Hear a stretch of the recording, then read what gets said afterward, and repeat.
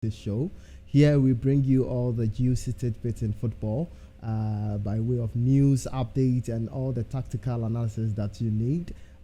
Go by the name Dr. Fire, and I'll be your host for today. So today we'll be looking at the AFCON finals as well as the clash between the defending champions Manchester City and the 10th place Chelsea Football Club that comes off this weekend at the Etihad. So without much ado, let's quickly go for a quick break, and then when we come, we will delve right into action. Stay tuned.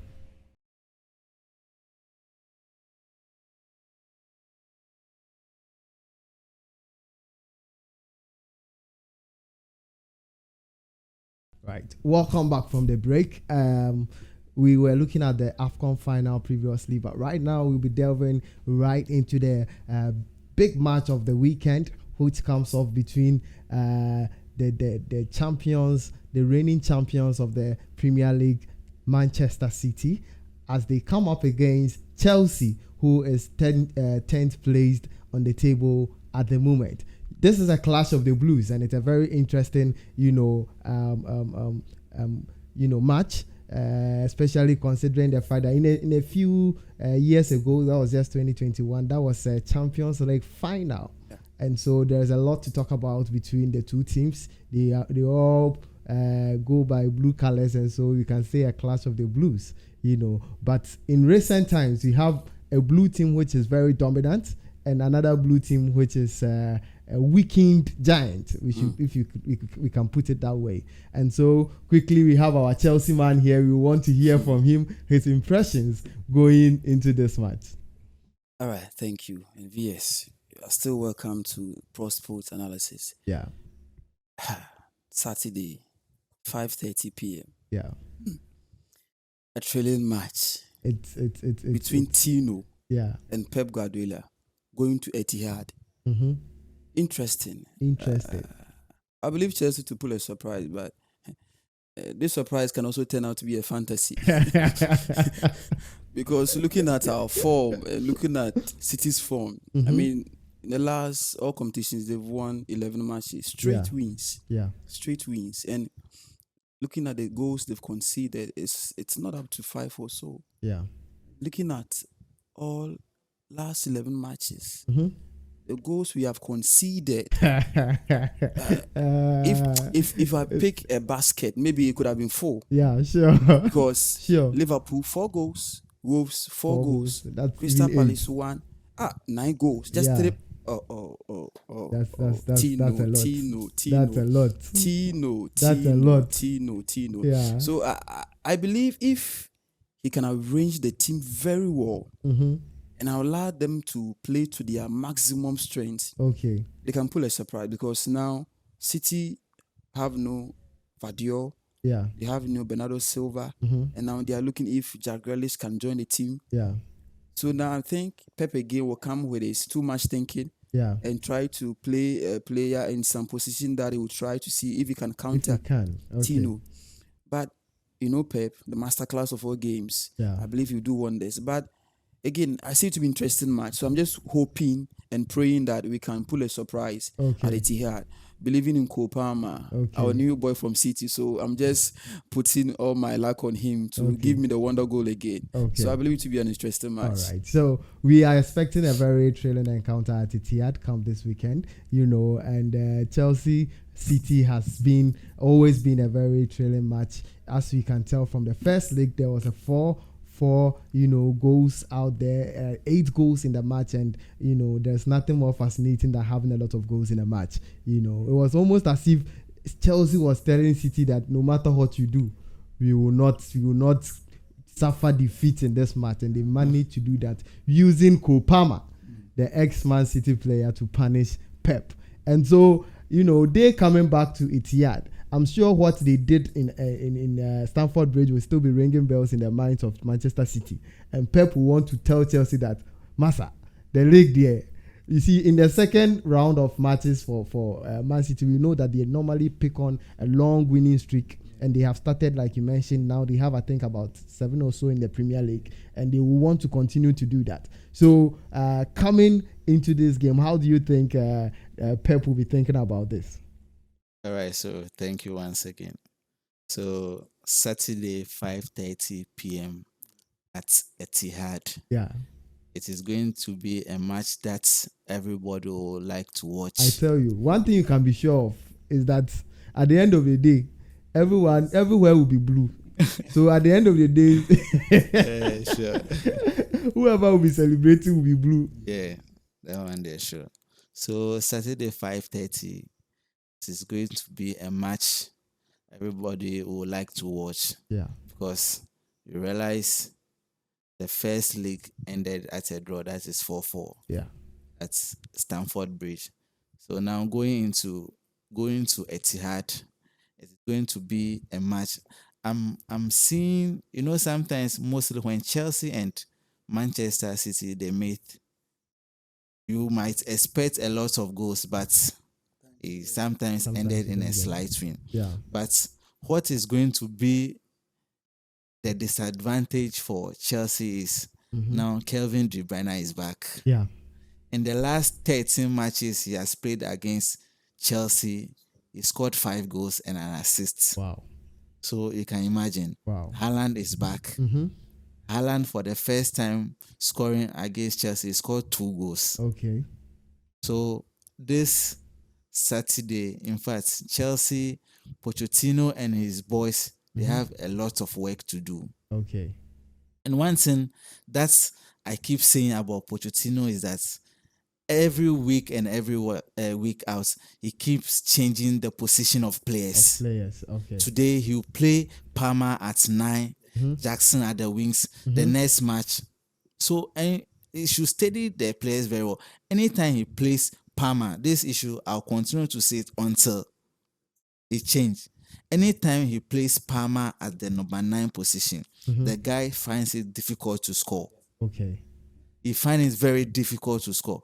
Over the weekend against Crystal Palace, they scored 3 goals. Yeah. Palmer didn't score any because he was placed at the 4th place. He was placed at the number 9 position. Whilst we have Nkuku at the bench, you have Jackson. Yeah. Why should you play Jackson at the wings? Then you ask Palmer to play the number 9, whilst you have Nicolas Jackson, who has been playing the number 9 spot for you. So I'm pleading with Pochettino going into this match.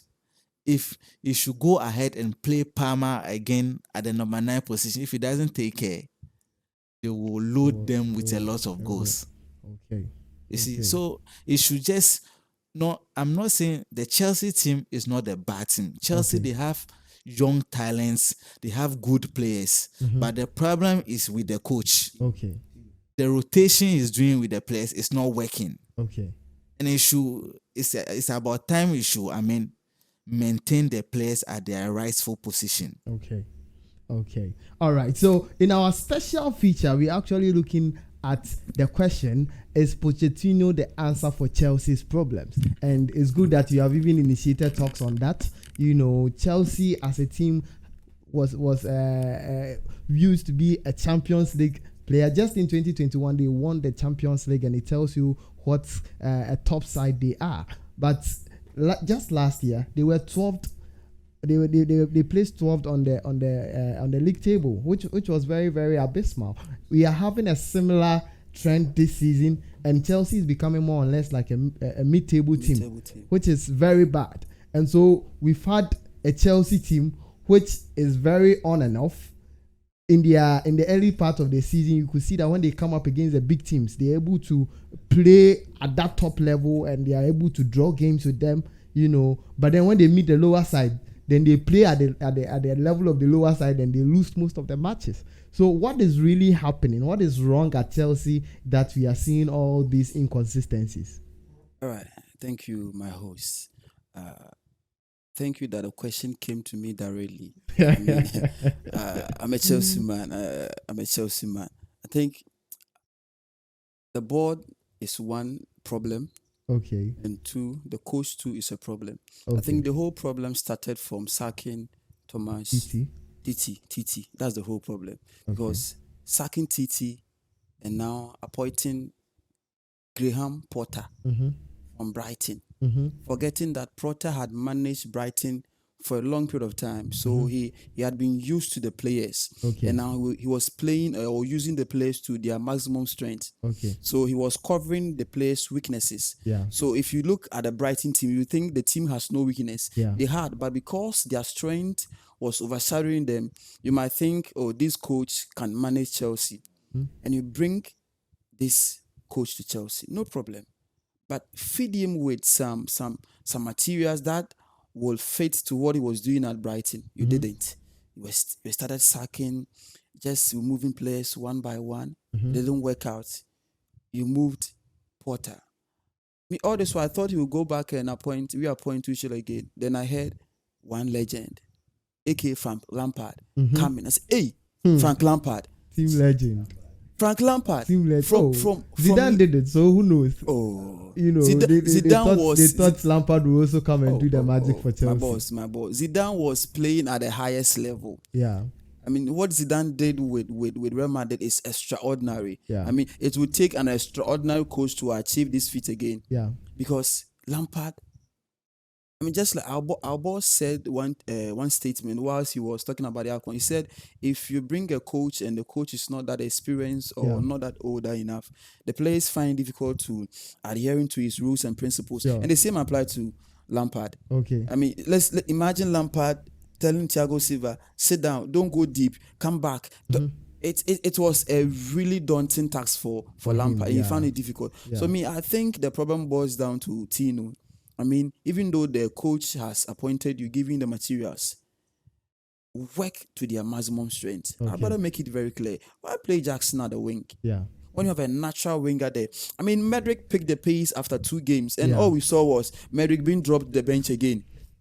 Sterling picked his feet again, scoring some goals, assisting. We could see Sterling being dropped again. And now you are telling us that Jackson likes to play when he's facing the goal more than when his back is facing the goal. Come on. This is a natural striker. We know him from Villarreal. And now this is now we are playing Jackson at the wing. Okay. When you have a natural Nkunku. Okay. So if I were Tino, I will play this team to their maximum strength. You have Nkunku there. Build the team around. You have Cole Palmer there. Let Cole Palmer have the free will. Let Jackson have the free will that they can support Nkunku. Okay. Apart from that, I think... Could it be that he's still studying the players? I think he's studying the players, but I think the metric that he's using to study the players it's bad. Because looking at Postecoglou in Tottenham, looking at Unai Emery, they have the same time, and these people are working. We could see a clear pattern from Unai Emery attacking. Even though Aston Villa are now having some cracks, but they've shown at the maximum level that if you give them a small chance, they'll hurt you. You've seen Tottenham. They started very, very well. It took us to score them this 4-1, and now they had their setback. But they are picking their game again. So I think the time is over that we are giving for Tino. He should sit up and look at the team strength, play to their maximum strength. Aside from, I think he will definitely need a sack later because it makes watching Chelsea looks like as you said, a mid-table team. But I believe you have the materials because we are loaded. It's just some 2 players with experience that can help the team to boost up. But aside that, I think Tino needs to sit up. Okay. All right. So there you have your Chelsea man, talking about all the distress that the team is causing him. Another side to look at is also like the motivation of the players. You could see in just their last match, with Crystal Palace, the whole of the first half, they made just a single attempt on goal. And we don't know Chelsea for that. Looking at the top side like Chelsea, that shouldn't be the story. So, but of course, in the second half, they were able to come back into the game, giving some very good play out there, making about 13 attempts on goal and finally winning the game 3-1. So it tells you that the boys can perform, but sometimes I don't know if it's about the motivation. Are the players motivated enough? Oh, I think I would say no. Okay. Because you look at Coach Pochettino, he's not doing what everybody is expecting him to do. Okay. People want results. Yes, we want results. Yeah. Be at the touchline, instruct the players, make sure they do what they are supposed to do. Okay. But every time he's sitting in the crowd expecting that the players will go according to the rules. Okay. And you see, against Crystal Palace, Gallagher has to come from the midfield, join the attack on most of the counter attack before getting these 2 equalizers for them. So I'm expecting to see Pochettino to sit up, stand at the touchline, instruct the players, make sure they do what they are supposed to do on the field. Yeah. If not, Chelsea will continue to be what they are into, as we are seeing. The ups and downs continue to happen. Okay. If they don't take care, this season it will not be the top position. They might end up even, who knows. Yeah. So he made mention of Gallagher. One interesting thing we are seeing about Gallagher this season, it seems the whole team is revolving around him now. You know, when he comes into the midfield, he's the one making all the tackles and making all the, attacks, starting all the attacks. And we could see from the Crystal Palace game, his involvement in the plays and all of that, having 2 goals. And like you indicated in the first instance, Cole Palmer, when he's being played as a false 9, doesn't see a lot of goals, and Jackson also misses a lot of chances, even if he gets the opportunity. So then at the end of the day, the goal scoring challenge falls to the midfield. And for the midfield, one thing that was clear in the Crystal Palace match was that Enzo had the opportunity to move forward and also join the attack. And from that, he was able to produce a goal, a very beautiful, composed, finish from him. And that is the Enzo that we know Chelsea signed from Argentina. Yeah. Because coming from the World Cup, you could see the kind of goals that he could score. But when he came to Chelsea, we've not seen a lot of that. Is it because of the tactics that the team is playing, or there is more to it? Oh, thank you very much. I think, just like you said, it's because of the tactics. Okay. Nothing more than that, just because of the tactics. Because if you can't play to the team's strength, then it means your system or structure, that there is a problem. There's a problem. Because looking at Enzo, now you can say maybe Caicedo is not playing to his maximum strength as compared to him being Brighton. But Enzo was playing Benfica very well. Yeah. And he went to the World Cup and played, extraordinary. The young best player. Yeah. And came to Chelsea. You came to meet this player, and you are not playing to the maximum strength of this player. Yeah. I think there is one thing that I think he noticed during the first round of the Aston Villa match when they came to Stamford Bridge. Okay. He made Enzo go forward a bit, and now Caicedo was a bit deeper. Defending. So there was a lot of space between them. Okay. Now the thing with Caicedo is that he's a destroyer, much more a destroyer, not a register. Okay. Enzo is a register. Okay. Enzo has the vision of the ball. Okay. Before the ball touches Enzo's feet, he knows where the player is. Okay. It's like a Fabregas missed. Okay. He's very good with registering passes. Okay. But Tino wants him to attack the ball more, forgetting that it is Gallagher that is more suited for that role. Okay. So during the Aston Villa 3-1 win, what he did was, now he made Enzo and Caicedo pair together. Okay. So now the distance between them was not that big. Yeah. So they were making some extraordinary passes. Yeah. Some 2 passes could just drive out Aston Villa 4 players. Okay. And now Gallagher had the chance to go out and just destroy people. Okay. And that is how Enzo is. Okay. Give him the role, but let someone be by him, that the person just touch from one player, he could receive and pass the ball. Okay. So I think the tactics that he's playing is not to the team strength. Okay. Just like you said, Gallagher is one of the best players this season in Chelsea. Every match, the distance he covers is extraordinary. Okay. From the last 5 matches, he's covered like 12. Maybe he's the most motivated in the team. It's very possible. And now even the board is trying not to give him a contract. I'm just watching from afar, like, really? You want to sell this player to your own rival in London, Tottenham, just for some peanuts of 50 million? When you have this player who could give you, each day and this guy has not been hurt. No. If Enzo has sat down, Caicedo has sat down, Gallagher has been in the mix. This guy has not hurt himself. He's training at the top speed level. He's giving you 12 km every match. Okay. Other teams are even. I heard the last time that Liverpool even sent a secret bill to his family. But he rejected because since wearing the captain band, now he wants to commit his future to Chelsea. Why wait for just 150k? You want to pay him a week. Now you don't want to sign him. No. So I think Tino is a problem. The tactics is wrong. So it makes the players look inferior. But to me as a Chelsea fan, I believe that we have great materials that can dampen and hurt even Man City and even third match Man U.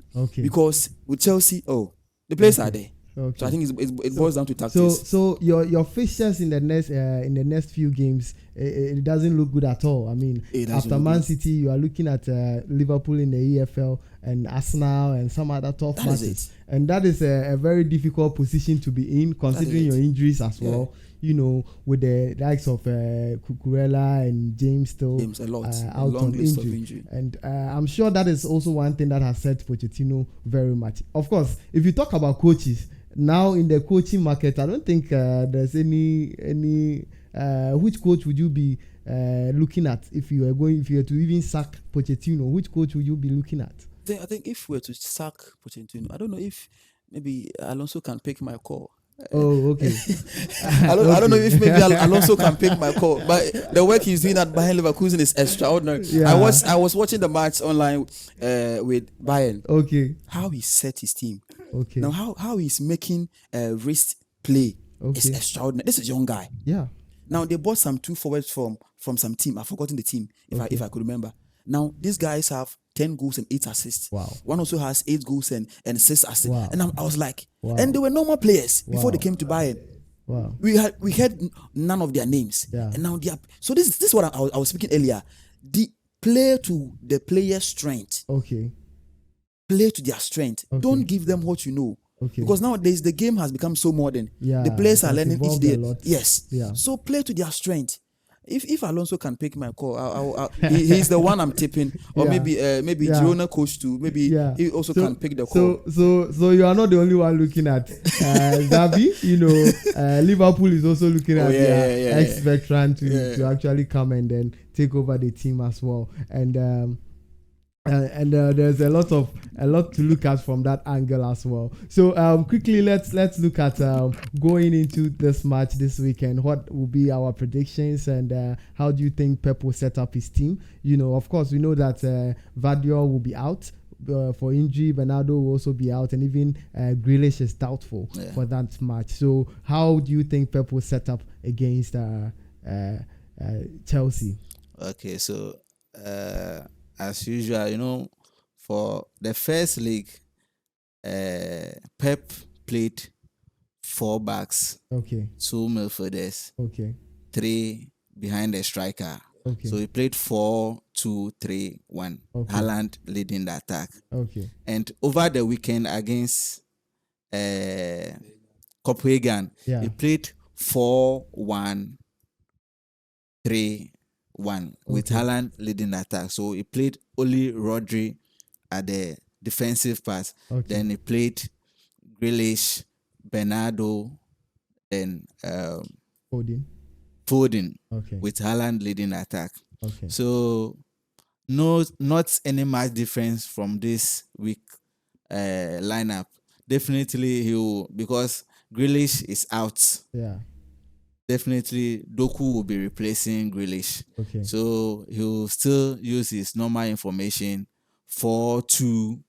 De Bruyne coming back to the team is a boost for the team. So 4-2-3-1 with Haaland leading the attack. Okay. Definitely to be a win for Manchester City. Okay. By way of scoreline, what would you be predicting? A 3-0, a 3-1. Okay, so there you have it, with Bruno going for a 3-1 against Chelsea, and it's going to be a very interesting match out there. So now let's also go to the Chelsea side, and then let's look at how they will be setting up, and then let's look at their score lines. Okay, so like he said earlier, it could go either ways for them. They may either have a magic, or they will be the usual mid-team team that we've known so far. So let's listen to what Chelsea also has to say. Tactics for the weekend. This team, tactics against City. Against this City. form. Yeah. I'm praying and hoping that Tino will sleep at the right side. Okay. And pick his tactics right. Okay. And Pep will put on his thinking cap. Okay. And make some slight changes that will bring us the victory. Mm-hmm. Because looking at the first round, when we had a 4-4 draw, it was a 4-2-3-1. Okay. 4-2-3-1. But now Silva is hurt. Okay. Samaba. Mm-hmm. Silva is hurt. I mean, he is the experienced leader. Yeah. He can shout on the players, and I think Badisha is also hurt. It's also hurt. Yeah. So it means that he's pairing Gusto, Asa Disasi, with Cowell, Jesus, plus two. Oh Jesus, Lord, save me, Lord. Let me say 12. Save me, 2. And I have no problem, but this time around, Chilwell's contribution to the attack has been poor. Okay. Because some balls that he has to cross, going for dribble. Okay. Just cross the ball, my friend. Okay. Just deliver a cross. Okay. Having Nkunku and Jackson waiting in the box to give a header. Now we know Nkunku from Leipzig for a header to be a great person. Yeah. So just give him. Gusto came to this Crystal Palace and gave some extraordinary crosses. Okay. Chilwell, my brother, gave none. Not even one cross. All his crosses were being blocked. So I think this match he will still go with the 4-2-3-1. Okay. But what I'm hoping for is, just like our brother Bruno said, don't play Opama at false nine. Okay. If it's possible, then play what you played with the Crystal Palace game, with making Nkunku and Jackson top 2. Okay. So Kopama was behind them, that's why he was able to give the 2 fine assist. Yeah. Because now it gives chance for Enzo to also join the attack. Yeah. So now when we're in the box, instead of we are 4, we are 5. Okay. And this gives us a more upper hand because I know Pep, he might actually let Akanji join the midfield. And that can disturb us. Okay. Because he knows that Caicedo likes to make some simple passes. Okay. And Akanji is good at destroying these passes. And just like brother said, the banner is in. So if you should go for the 4-2-3-1, just like he did for the first one, but please, fit in Nkunku. Okay. Make sure you don't play Kopama at a false 9. Let him have the freedom to give assists. Because this guy is good. If possible, let Jackson also play his place. Okay. Because not that, like our brother said, it could be but for me as a Chelsea fan, I still believe that Pep will put on his thinking cap, and definitely Tino will wake up at the right side and will win this match by maybe, if possible, 2-0. Wow, that is a very audacious prediction, I would say, from the Chelsea side.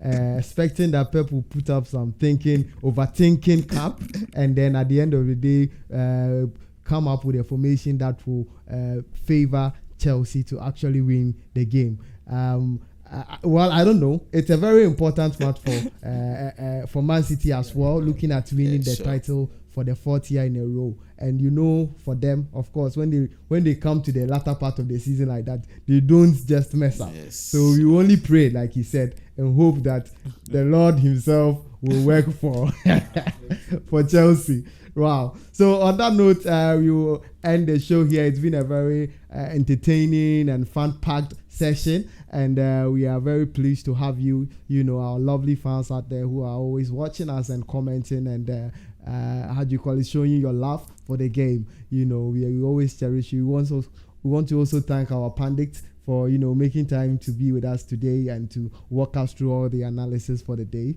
We are very grateful to always have you. And lastly, we want to say a big thank you to our media man. Wastek Song, he's always been on the cameras doing the job, and we are very pleased to have him as well. So it's been an entertaining session. Thank you so much for joining. See you in the next one.